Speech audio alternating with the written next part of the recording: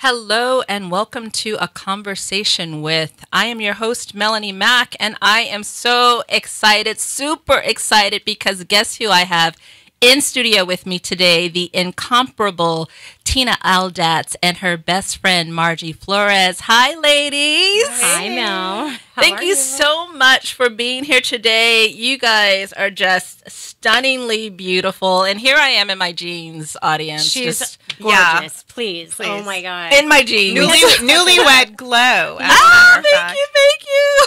Aw, So, congratulations. I want to talk a little bit about Tina, and I'm not going to give too much away because she has just a story that, Lisa Nichols has the saying about standing on your story. And when you hear just her accomplishments and her journey, I promise you, you will be blown away. She is a serial entrepreneur and the current CEO of Savvy Travelers. She is also the founder and CEO of Foot Pedals, which I own so many of those. I know all of the ladies do, right? We need those in our heels, those cushion insoles for high heels. She is, she's been featured in Inc. 500. She serves on many boards, just an incredible, incredible entrepreneur, such a brilliant mind, and has gone into business with her best friend, Margie, who's also in studio, who has a background in fashion. She's this incredible businesswoman, and they've come together again in 2001. They partnered, and now they've launched Savvy Travelers, and they're here to talk about their path. So again, welcome, ladies. And I want to get right into part of your story, Tina. How did you come up with the concept of Foot Pedals? That was brilliant. Thank you. Well, I'd like to say that I'm a genius. I pretend like I am all the time, but Take the credit. Actually, what happened is it was completely by accident. Of course, I wouldn't have known it at the time, but when I was 9 years old, I actually stepped on hot coals that were buried in the sand at Santa Monica Beach, and I suffered Oh, my third and goodness. fourth-degree burns. So all the skin off of both of my feet was severely burned off, and that left my feet very sensitive. I mean, my feet are kind of like the inside of your wrist. It's that sensitive. So Okay. I don't like to walk barefoot. Sure. But I have always had a passion for fashion. I think I came Clearly. out of the womb. I just love it. And eventually, when I was in my early 20s, I moved to New York City. And I worked for a designer. I worked for Victoria's Secret. And I was right there at Madison and 57th Ooh, Street. what's the secret? What's the secret? The secret is what's under your clothes, But I had to walk in New York City. Now, mind you, I grew up here in California. We don't walk. I mean, I literally drive You're from right. one end of the parking lot to the other end if I have to go to two stores. Like, I'm that bad. So you can imagine. My kind of woman. Yeah, totally. And that's not, why would I walk anywhere? It's so ridiculous. So got to New York City and I had to walk everywhere, but I didn't want to do the sneakers with my cute outfit thing. So I just hobbled around and I was constantly going to shoe repair shops and doctoring up my shoes. And at some point, once I finally moved back to California and I left the fashion industry, there was a lull in my career. And I just had this idea. I was like, at this point, it's now or never. So I called my best friend. I'm like the idea person. I could walk into a room and go, oh, they should do this, they should do that, they should do this. Well, lady, why don't you shut up and do something yourself? So I did. Put your money where your mouth is. Put your money where your mouth. So Yes. I called my best friend Margie, and she was in from New York visiting. She was working with Michael Starr's T-shirts at the time. Oh, yes. Yeah, so she's like the fashion sales guru. We met at BCBG Max Azria in the 90s, and he put us together and said, hey, take the collection international. So I called her and I was like, if I make this thing, do you think you could sell it? And she was like, I don't know. Let me ask some of my buyers.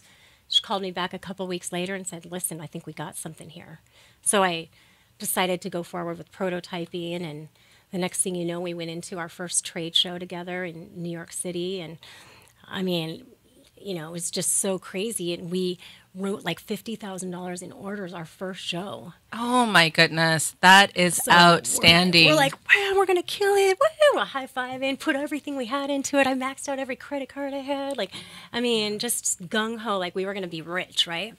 And wouldn't you know, 3 months later, as we're about to start shipping all these orders, I ordered everything to the factory. 9/11 happened in 2001. Every buyer calls us and cancels their order. And so we're in business and out of business in a course of 3 months. And I owe $250,000 to our factory. oh my gosh. So we're like, okay, what are we going to do? What are we going to do? We're just going to switch gears. We got to switch gears. So luckily at the time, Sex and the City had Yes. just come out. Patricia Field was one of our first buyers. She was the stylist on that show. Yes. She had a store in New York City. And somehow we got it into studios and got it on celebrities and also models from working in the fashion industry for so long. We had a good understanding of how to create a cult-like following and get people really excited. Yes. So luckily we kind of went down that path again, and Foot Pedals went from $60,000 the first year to doing $10 million annually year over year. And Say that again, Tina. Okay. Say that again. so over the course of 10 years, the first year we did $60,000 in sales. By the 10th year, we were doing $10 million every year in sales annually. And it was a product that never existed before. I mean, I never invented insoles. I just made them sexy. yes. But it was a non-existent category. So what was interesting was the buyers at the time, like Nordstrom, Bloomingdale's, all those kind of stores, there was a lull in the 90s, in the 90s, early 2000s, where, Okay. remember the minimal kind of dressing where pantyhose and stockings went out of style? Yes, I do. So- Thank God for that. Yeah. So, I mean, we loved it, but imagine what it did to the business. So they were desperate to bring something in there to replace the dollars that they were losing by trends. Fashion and trends have a huge impact on our economy. And, I don't think people think about that. So we came in with this hero product saying, we can save your business, give us a shot, and we did it. And, I mean, it was a lot of hard work, dedication, and teamwork. A lot of people had a lot of faith in us. I had an angel investor, in the very beginning. I didn't even know what that was. It was also a lot of fun. It was it a was hell- oh my definitely gosh. a passion project. Yeah. And, we It was just fun. thought, right away, well, people would say, well, you guys have to sell millions of these. And Oh yeah, and then we that would just piss never me off. doubted. So We're like, I would be well, like, yeah, we're going to watch. So then Yeah. that just gave us like the determination. Yes, that to, fire. Yeah, I get so mad. I have a bad temper. I'm half Mexican and half Irish, so I like to say, don't piss me off, don't get me drunk. It could go either really good or really really bad. bad. Yeah. Quickly, right? Yeah, you just so that kind of like those kind of things inspire me or fuel me because I have something to prove, I suppose. As I a lot love of that. women do. What made you? Now, I read that you got on a flight and flew to this company and said, "Listen, I have this. I have this idea. I have this proposal for you. Here's what we can do." Yeah. So when we started losing the orders in that first 6-month period, I owed the factory, like I said, $250,000. And they were not going to ship us our product. And they said, you don't pay us, we don't ship. So we were at a catch-22. And I was like, yeah, but if you ship me, I can pay you because I can pay you once. But they weren't budging. So Margie said, well, you need to get on a plane. I'm like, when? She's like, right now. So I was like, okay. I love it, Margie. Yeah, she was Go, in New right? York Yeah. at the time, and I was in Santa Monica, so we were bi-coastal, which actually ended up working out really well for the business. But I got on a plane, and I put a suit in my carry-on, and I just changed in the bathroom when I landed in this little airport in Ohio, in Wadsworth, Ohio, and I walked in there, and there was like a sign. I'll never forget this. I remember walking up to the door of the factory, and there's this sign in Ohio, and all the offices and businesses have it. No firearms are allowed on the premises. I was like, ugh, like, what are you talking about? It's Ohio. People are just Shotgun. driving with Yes, shotguns in yes. the car. Like, I was like, oh man, okay. Were they expecting you? No, Did they were not expecting me. They were blown away, and they all came in. It was 5 guys that owned the company, and they came into the conference room, and they said, how did you get here? I was like, I flew here, like, obviously, Yes. but they, just didn't make sense. I was dressed really nice in a suit and I was polished, but I literally did a red eye flight, slept on the plane and changed my clothes, went in there and proposed to them an offer that when you have passion for something and you have energy about it and you believe in it so strongly, that sometimes translates to other people. And if they catch on It to absolutely that, does. it can be very, what is it, contagious. Yes. So when we sat down and they said, look, what you really have is a brand. You know how to market things. We know how to make anything you're manufacturers, right? And I was like, well, cool. I know how to market it. I know how to brand it. We know how to get products into retail and have them sell to the consumer. So we felt like we had two very strong strengths that if we would merge together, it became a strong marriage in business. Yes. And sometimes you have to take a step back, not know what you're good at, but know what you're not good at is more important. So I knew I wasn't that great at infrastructure, accounting. I'm a creative person, so it's like, Same here. Yeah. I mean, you might as well like just kill me now. So, it was a form of torture. I mean, I understand it, but And you know that it's necessary. yes, but it's not like I want to sit there and do the books every Right. day. I mean, you could just, it was a form of torture to me. So we put those two strengths together, and what we built was amazing. And at the 10th year mark, they say 10 years, 10,000 hours, you become an expert, right? Yes. The tipping That's right. point. So we hit the tipping point, and we got an offer to sell our company, a couple offers along the way. And we decided to sell it, and we sold it for $14 million. That is incredible. Oh, it was so cool. $14 million? Yeah, cash. Like, it was crazy. How did Literally- that feel? Okay, walk us through the moment. How did that feel for you ladies? Oh my God, it was so trippy. I'll say we flew Margie out from New York, and we went into our lawyer's office in Orange County, California, and there was all these papers just stacked in this huge conference room that we had to sign, and they ordered in like food for us, and they were taking us through this whole process. And I mean, just to me, I don't believe anything unless I actually can touch it or feel it. Otherwise, it's not. I still don't really believe it. Yeah, it's a surreal feeling for sure. And it was so much work to get to that point. I don't Yeah. think we really realized till maybe Right. weeks later. My husband says it's not done until it's done, and it sounds Exactly. like that was your belief, or that is it your is belief. my Like belief, until even- it's done. Yeah, anything You're not there. can back out. Anybody can Yes. change their mind, and anything can stop at any moment. Until you have it in your hands, I don't believe it. So I still didn't really believe it, and then we're like, oh my God! And we watched this transaction occur. And the lawyer asked us to come into his office, and he watched the wire. He's all, it's there, it's transferring right now, and you saw the computer thing going. Oh, I love it! And then all of a sudden, he's all, look at your account. And I had $14 million in my account. And I was like, woo, let's go to Vegas. No, I'm just kidding. Let's roll the I dice. totally pictured myself in a Bentley. I was all like, MC hammered out, but I didn't do that. Then I had to come back down to reality because I had to disperse everything to Sure. my partners. But it was a life altering moment. I mean, Melanie, you've read my story, and you kind of know Yes. let's face it, I grew up less than poor. I grew up in an extremely volatile upbringing, non-traditional home, a lot of domestic violence. We lived on welfare and food stamps. I had to live in a shelter for battered women with my mom and my brother and sister. And I mean, I'm an expert. I can make anything out of government cheese. I'll tell you that. Right? But Talk about that, because there are entrepreneurs that are listening that have ideas, and they hit one stumbling block, and that's it. It's over. They feel like it's such a they feel daunted by the Yeah. process.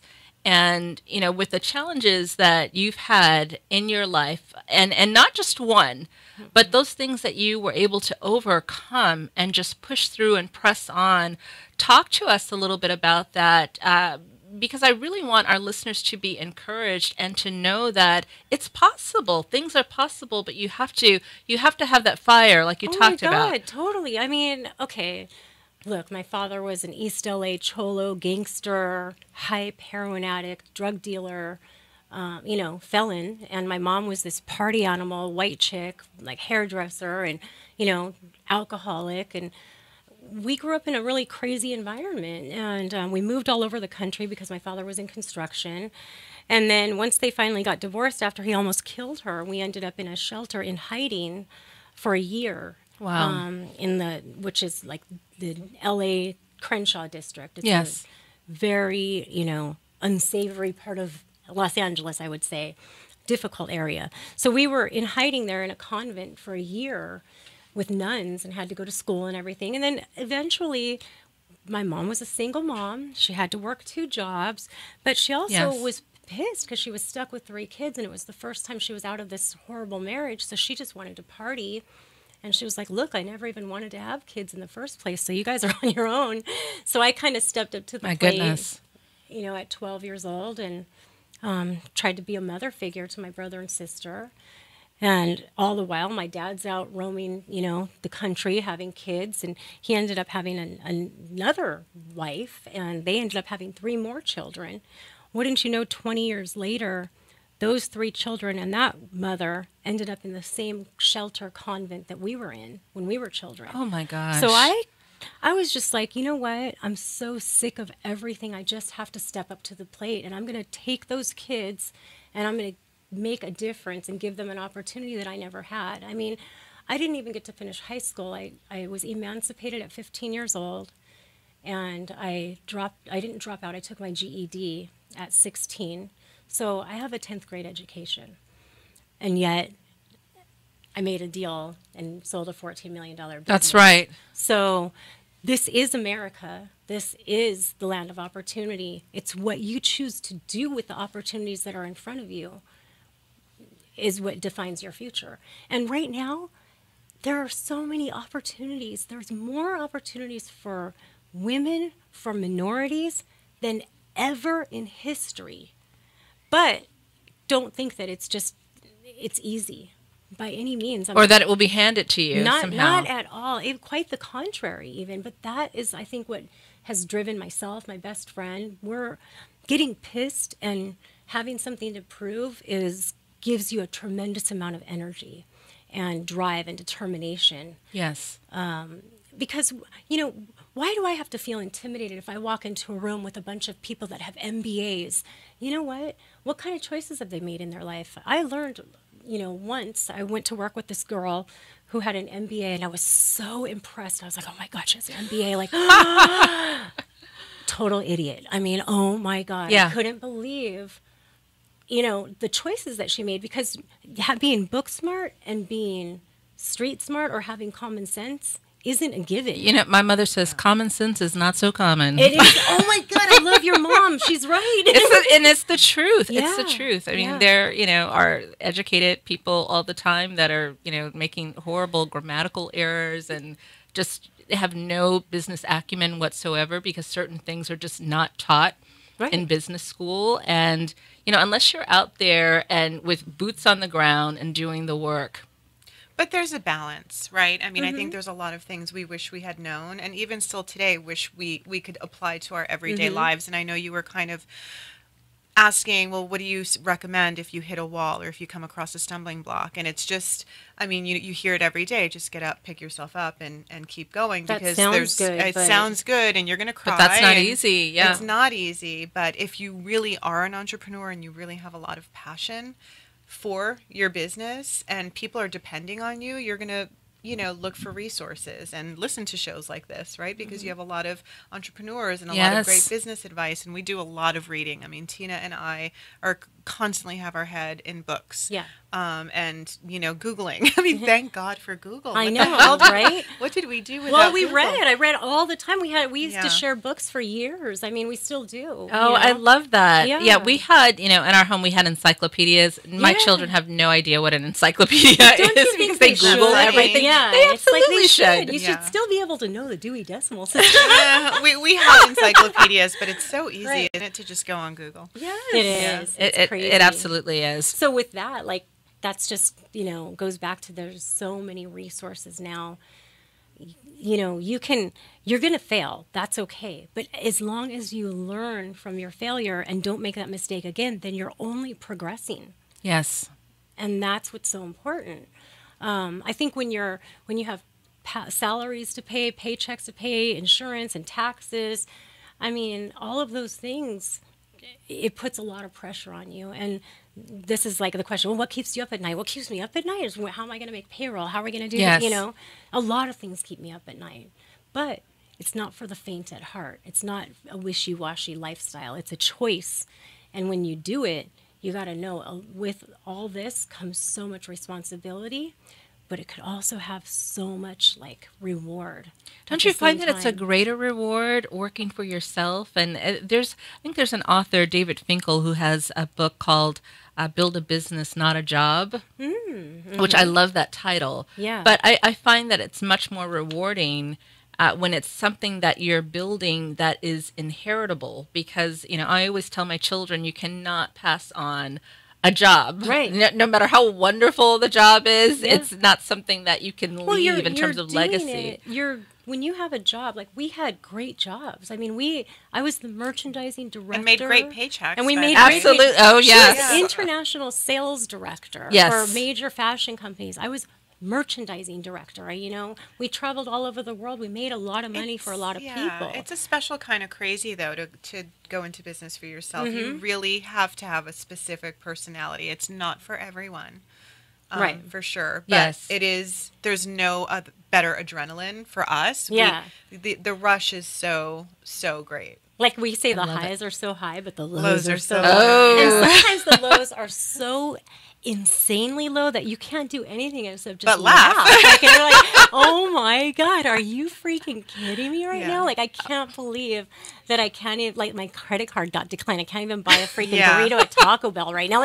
There's times in that in your life where you're just like, oh my God. I'm Yes. such a, and then you think back, man, it was easy when I used to collect a paycheck. Why, why did I do that? But again, the rewards are so amazing. Yes. And when you can have the ability to create a culture within an organization, a business. Oh, yes. You have the freedom to do something that's so different and touch people's lives. We don't micromanage. We have a kind of a different culture that we've created in our company.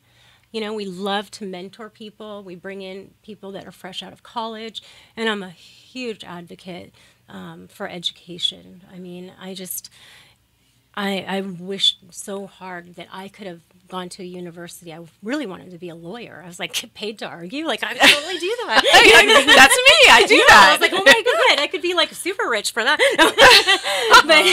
but we were, we're just creating an environment where you kind of set the standards and you create a family of your own by choice. Yes. It's all by choice. When we're born, it's not our choice of who we're born to and what families we have. Right. But there is a reason behind it. And, through all of that, you can learn that you can make different choices on how you build the external parts of your life. What do you think sets people apart in terms of, there are people that are faced with, a number of challenges, and for some, it causes them to crumble, and they can't push through. What do you think that thing is that sets certain people apart, where they take that, and like I was saying earlier, you stand on your story. It's not something that has you curled up in the bed, and you've really pushed through it. What's the difference? Well, I think it's a very simple difference. It's about not deciding that you're a victim of your circumstances. Okay? I'm not defined by my circumstances. I am not a victim of my circumstances. I just happen to be brought up in a non-traditional environment. That doesn't make me any different than anyone else on my level or my age.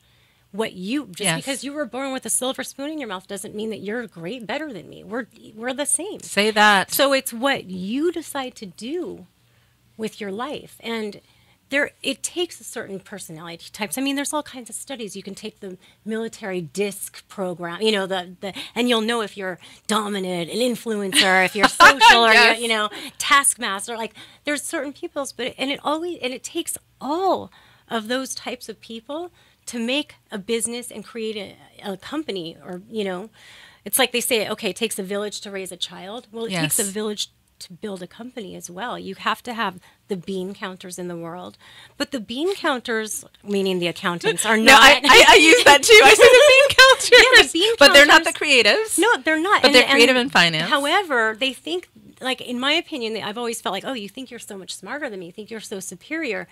But let me tell you something. You wouldn't have any beans to count if I didn't have the idea. So it's everybody needs to give mutual respect. And I think the only way to kind of overcome those challenges in the workplace and environment is to educate yourself. So if you're an entrepreneur, what do you need to do to be able to back up what you're talking about?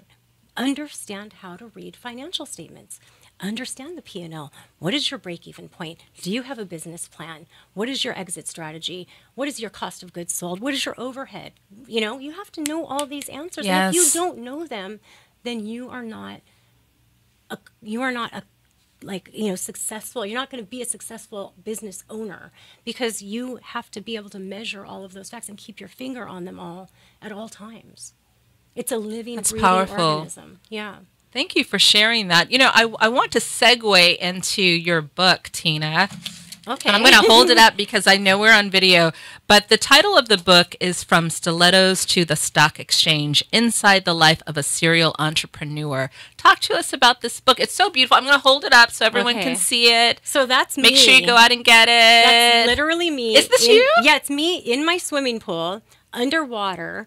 We had this amazing photographer, this woman named Tracy Taylor, and Margie was in the swimming pool too. Now I have an Hervé Leger dress on, and if you've worn one, you know how heavy they are. Yes. So imagine that wet. And then on top of that, I have on Jimmy Choo pumps, like platform You did stilettos. not get in the water with Jimmy Choo's. Yes, I did. And I still have this whole thing. I'm going to put it in a case, like one of those shadow boxes. But the thing is that she asked, like, hey, what do you think, what could be? I was like, I really want to do something different. I don't want it to look like a business book. Well, I really accomplished that, because most people think it's like a stripper that went to Wall Street. I'm like, no, it's not that either. No, it's not. No, it doesn't look like that. Well, what I was saying is, like, when you're an entrepreneur, you feel like you just have to come up, like you're in over your head sometimes, and then other times you just feel like you need to come up for a fresh breath of air. And so she got me underwater, but coming up for air. Oh, that's beautiful. So that's why the design of the cover is like that. And the point is that I loved wearing stilettos, but I had a lot of pain when I wore them, but I wore them anyway and endured it. And then eventually we sold our company and watched it being traded on the NASDAQ. I mean, to a publicly traded company. I was like, it was so rad. Marty's just like, yeah, we did that. Yeah, I mean, it's cool. She's so cool. She's love the like, we balance. call her the, on Pulp Fiction, how like Harvey Keitel's the killer guy. Yes. That's Margie. I make all the craziness, and then she comes in and cleans it all out. Yeah. She's the wolf.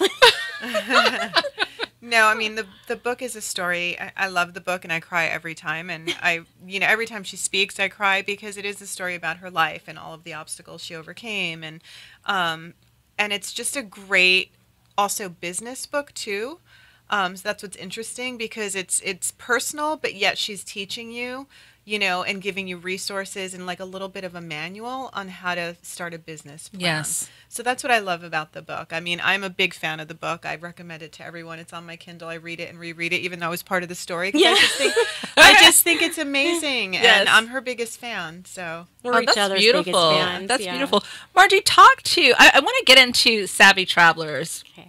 How did you guys come together as best friends, as co-founders, Yeah. CEO, president. Talk to me about that. Well, first of all, I think everybody's so shocked that we're still best friends, I know, right? that's- We've been friends. yeah. There's a stigma about women in business and Yes, how we there is. stab each other in the back. So Tina and I really try to go again, kind of teach other women that there doesn't have to be a stigma. So I want to kind of start the conversation by saying that is that we are stronger together than apart, period. You know, I Yes. never want to do anything without my best friend, without my business partner.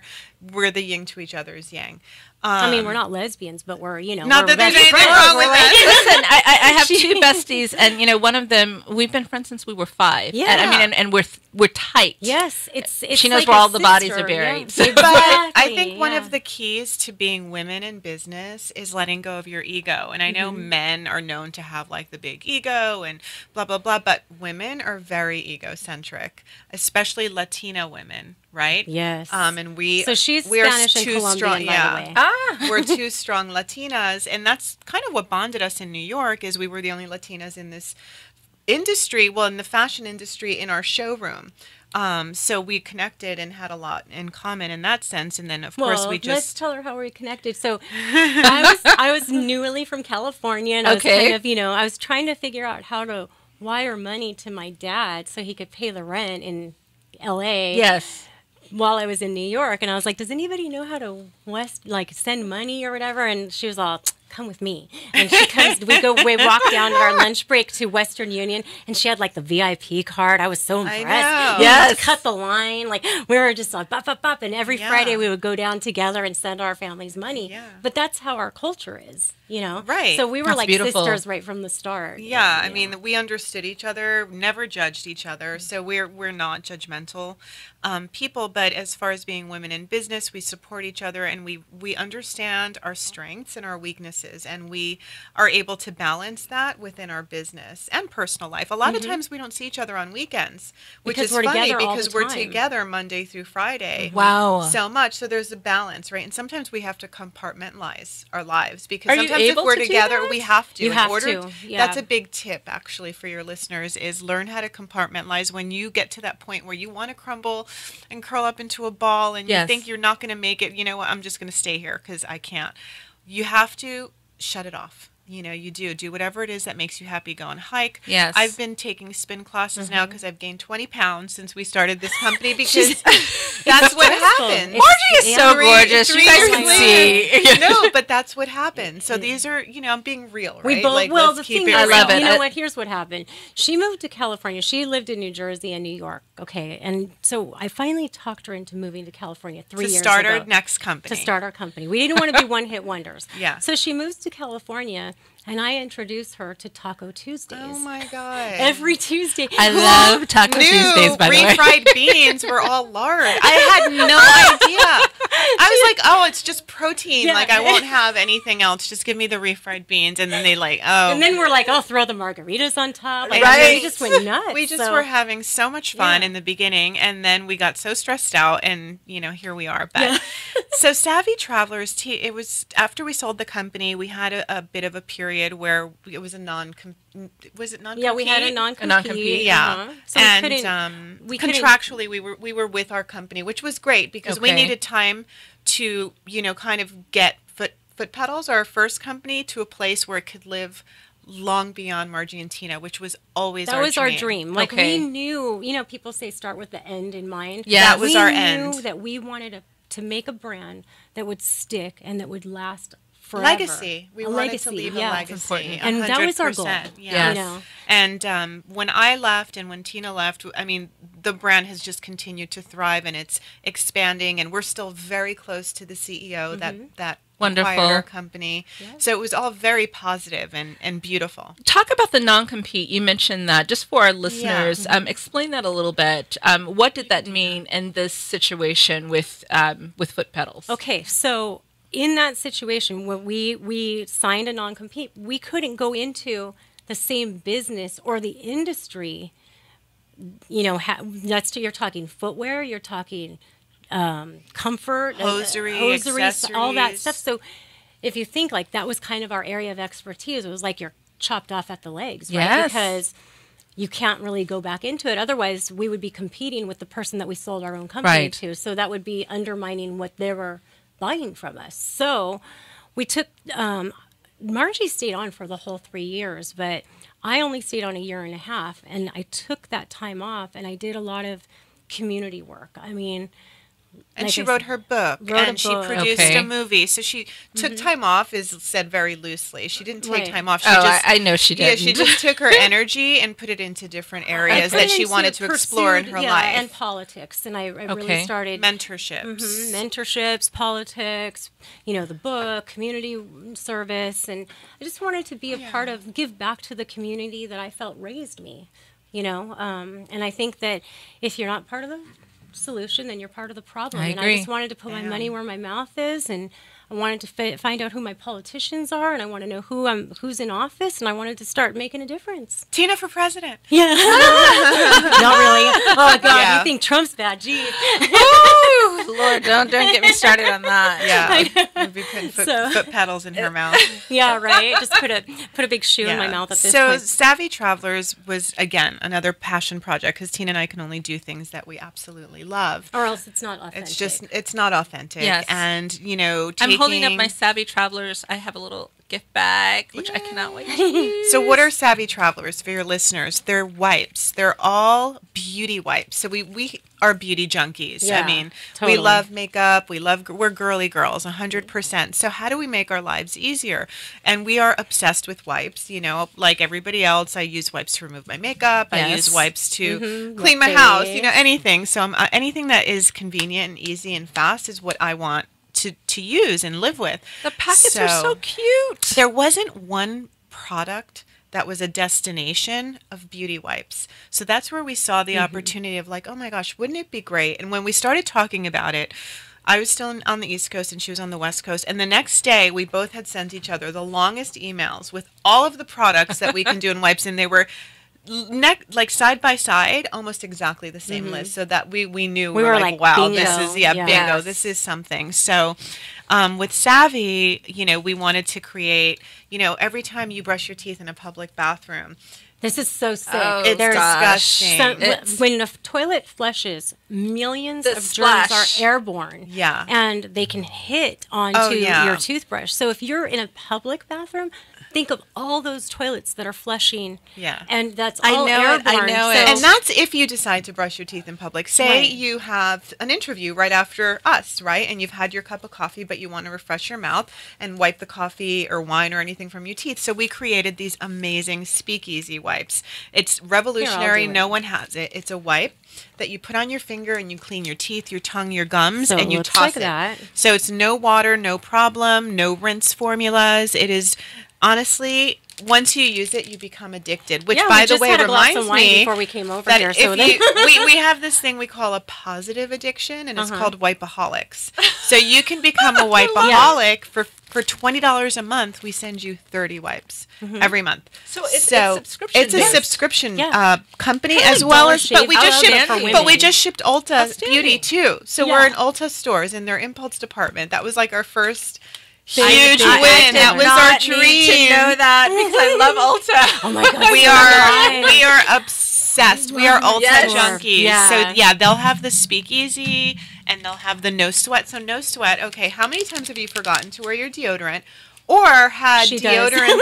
I do all It's the time. when It's we're traveling, ridiculous. or like, how about when you're traveling and like you turn the solid stick up and it falls off, it And breaks, you're and I'm picking like up all the chasing it off crumbles. the bathroom floor, trying to get the crumbs. Like, But even I mean, on a day to day, because you know what happens is I'm like, oh, I'll put my deodorant on last because I'm always wearing dark clothing and I don't want to get the stain. So I always want to do like the under, Yes. and then I don't. Yes. So I always keep these in my bag or in my car. Or, I go to the gym, and it's just a great antiperspirant and deodorant in a wipe. So it's the most convenient. This is made for us, for women on the go. Like that's who we care about. We want to do something for women that is going to make our lives easier. That Yes. is going to make you always feel good. Do the walk of game, always, never the walk oh of yeah, shame. like the walk of shame. You You know, know? like you do. And we The walk of game. Yeah. That's what we call it. Become a wipeaholic. So Takeoffs is amazing because Tina wears eyelash extensions. So we have this great makeup remover that has chamomile, aloe, cucumber. So all of these beautiful ingredients ingredients that smell good and feel good, and it's a toner, a moisturizer, a cleanser, Oh, nice. all Yes. in one wipe. Like, So- that's it. So how do we That's do this it? We one. just take one wipe and it removes all your makeup, but it doesn't have any lint. So she can use it. I can use it on my her eyelash beautiful extensions. eyelash Really? extensions. Do you have And it takes extensions? off- I have strips. Oh, okay. And listen, I'm still, just full transparency, I still have my strips on for my wedding. Oh my God, they look So- fabulous. Oh my God. It looks so good. Well, It's about time to take them off, but yeah, I still have my strips I on. wouldn't take but- them off either. It looks Because fabulous. I love the individual Yeah. lashes, Yeah. but I love a quick strip. too. Yeah, no, and they look amazing, and they're great. But people are investing a lot of money on in their lashes. I mean, it's a thing. So we have a great filter. It's the both of us, Yeah. and I have a different skin type than she does, but we both find that we need the same types of products or the same Like, just results. smell it. It's and it's super soft. Every single Oh my cloth gosh. that we use is This is different. wonderful. Yeah. So you're See- smelling the cucumber, Yes. the aloe, the chamomile. It's very if you have refreshing. sensitive skin, it's very refreshing. So when you're just dead dog tired and you Yes. just want to like face Which plant is into your all the bed. time. Yeah, like I Oh my keep those in my gosh. nightstand, And at you least don't I have to know- rinse anything Yeah. off. No water, no problem is our motto. So we have a great bidet and a wipe. We have actually the best, I don't have the sample for some reason, nail polish remover in a Yes. wipe that was just in Real Simple magazine. Yes. Shout out, shout out, shout out. It Shout took out us a to Real long Simple. time. Yeah, and it's amazing because were one like- wipe removes all 10 nails. Yeah, of and dark then also polish. OK Magazine, she came up to us and she's like, Oh, I yeah. don't believe you. And I'm like, I know that every nail polish remover wipe sucks. I and I'm literally, so- I think I hid behind the booth and because I was like- having a she was hot like, body I flash. literally just got I a call them manicure. private summers, Yeah. Margie. I was having like Private a like summers. full Big body private sweat summer. because she's like, I'm gonna take my nail polish off. She goes, right I now." just got this brand new manicure, and if you're telling me that one wipe is going to take this manicure off, then I'll do a story about you guys. And I was like, let's do it. You because started I'm opening telling it up. you- What did you And start I was like, opening yeah, do it. And she was like, oh God, She's gonna like, get the I hope one this dry works. wipe. Like, right, the one dry, like it didn't have any lint. I was like, oh no, but she was like, here she did. She just wiped it all off, and we had vitamin E, and we infused it with an ingredient that made the smell negative. So there's no scent to it.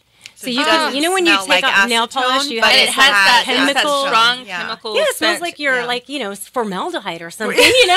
Sure, like you're a dead person. So she took off the nail polish and she was like, I cannot believe I've never had this. I'm like, I told you. We were like, oh, thank you, Lord Jesus. But it's so But- funny because people are so willing to remove their manicure because buyers, I think I've had 3 big major buyers say, oh, really?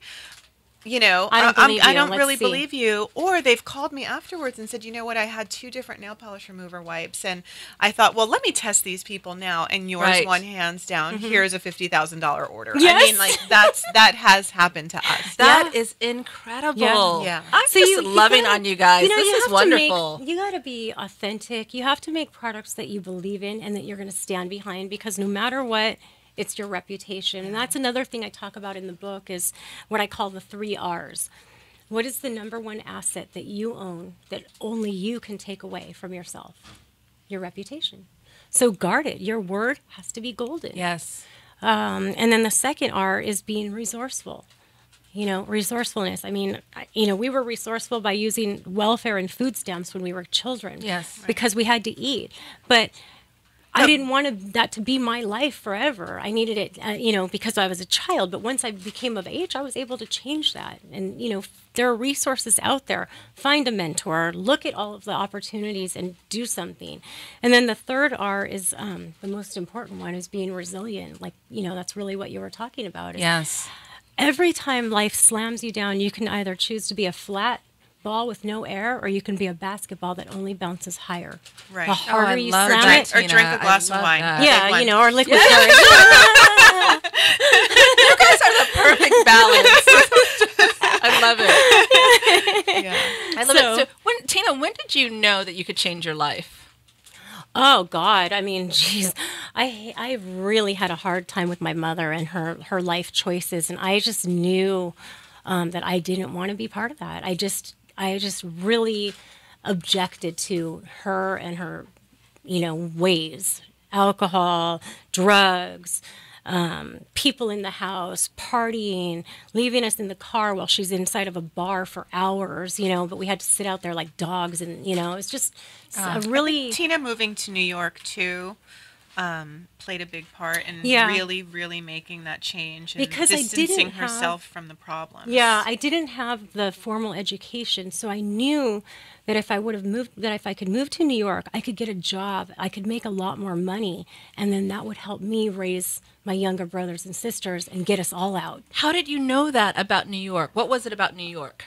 I think I was just always fascinated with it, maybe watching like Dynasty or Dallas, those shows, like those women with like shoulder pads. And, working girl.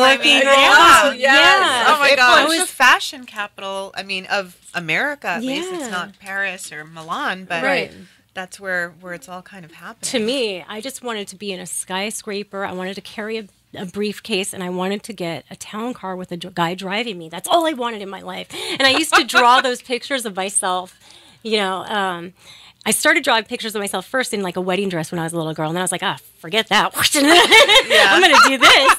And I just kept that vision in my mind. And I think having goals is really important. You've got to set goals for yourself, and you got to set timelines.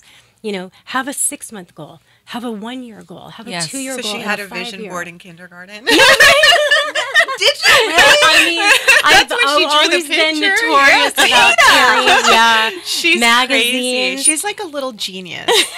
She is. I'm a little OCD, I think. Well, that's a different story. But she does. Not to toot your horn, but I will. Okay. She's my best friend. She's so smart, and she's the kind of person where, she always says, gosh, I wish I had that formal degree, and sometimes I get so embarrassed because I'm speaking at these conferences and, next to all of these people with, PhDs. And, but Tina's the type of person where she only has to see something once or be taught it once, and she doesn't ever forget it.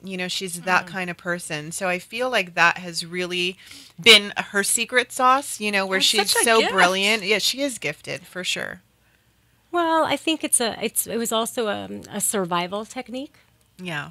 Embarrassment is a very strong motivator as well. When you're ashamed of your environment, your circumstances, it's a hard pill to swallow. It is. We didn't get school closed like all the other kids. And when I burned my feet, I was 9 years old.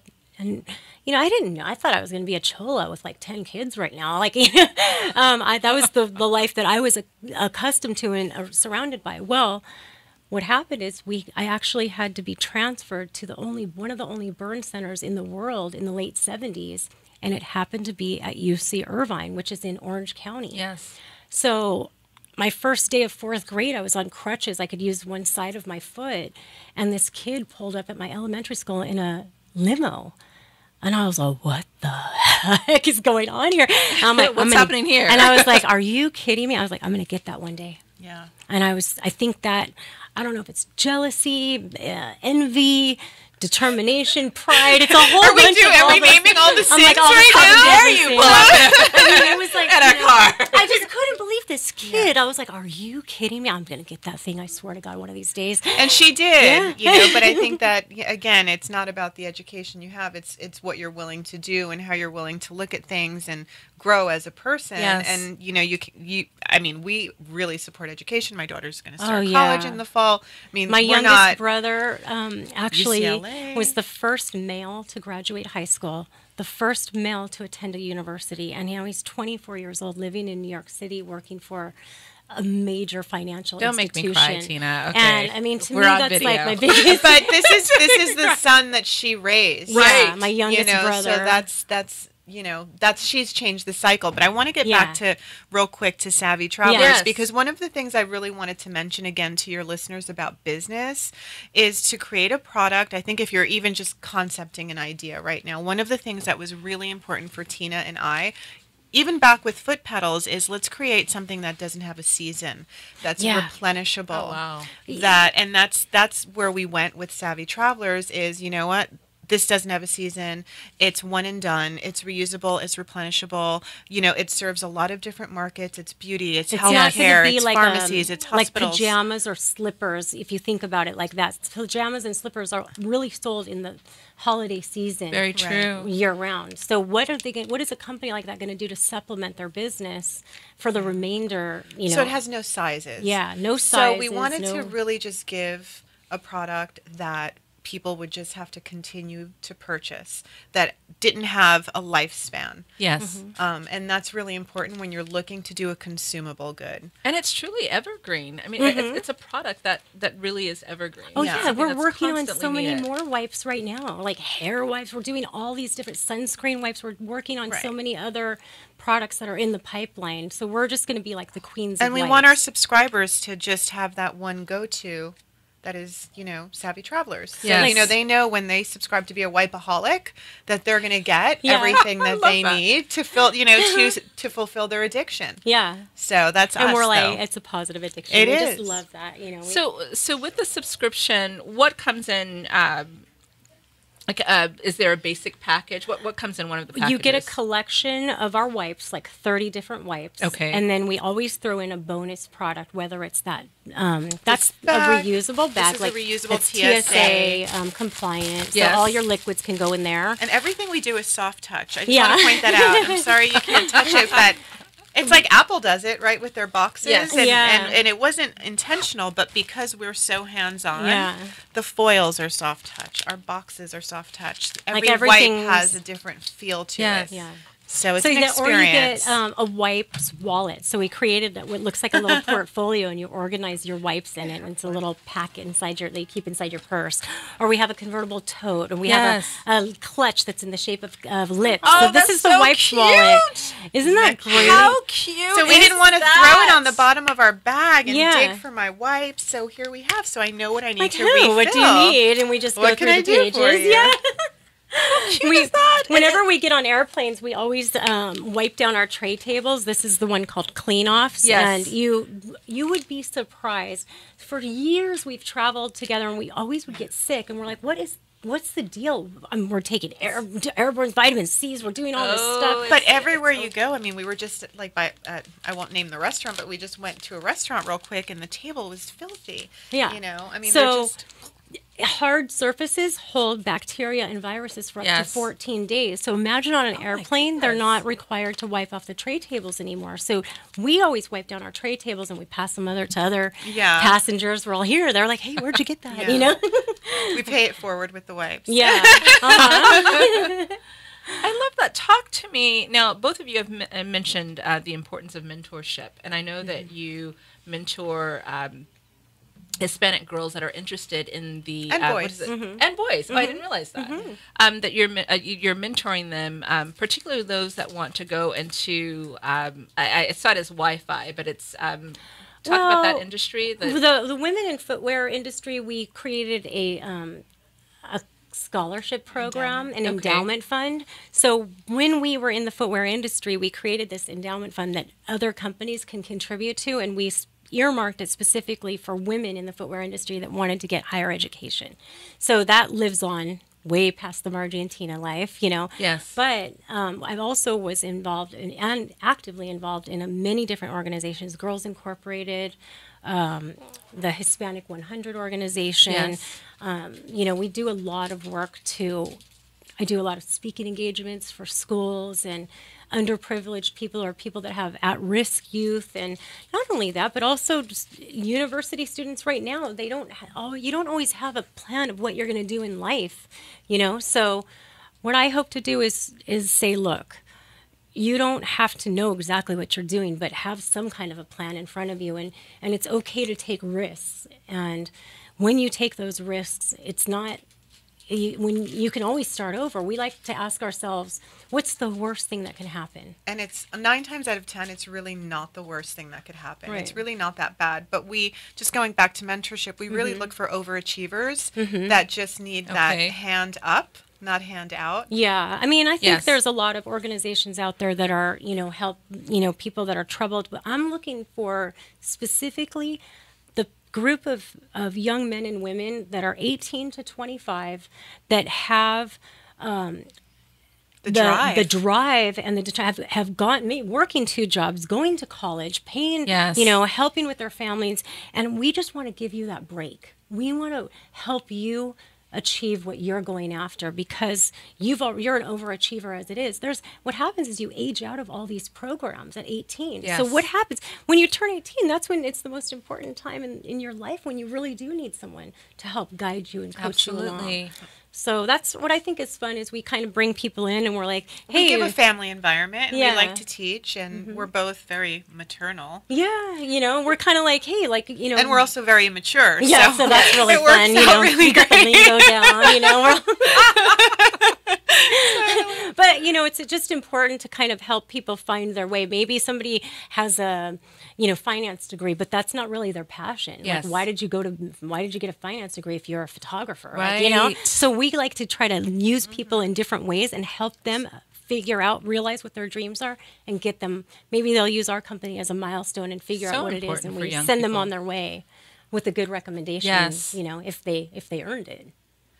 I want our listeners to be able to find you and what's the best way? What are your social media handles? How can listeners get in touch with you? SavvyTravelers.com. Everything comes right to both of us. We see everything. Yeah, we see everything.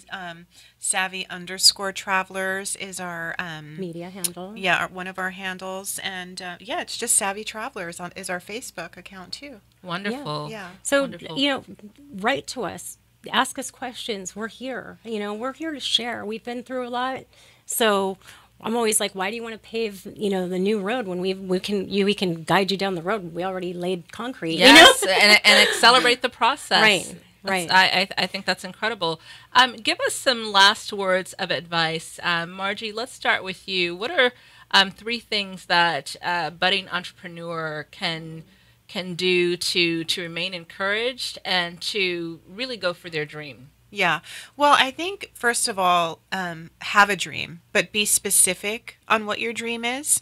Because a lot of people tend to say, well, and then I can do this, and I can do that, and I can do the other thing. Right. But what specifically do you want to do, right? And then when you realize what you want to do, what's your end goal? So, where do you actually see that happening? And then how do I make it happen? So I think that you have to just really determine what your dream is and make sure that it's something that's feasible, viable, that, it's needed in the industry or market of your choice.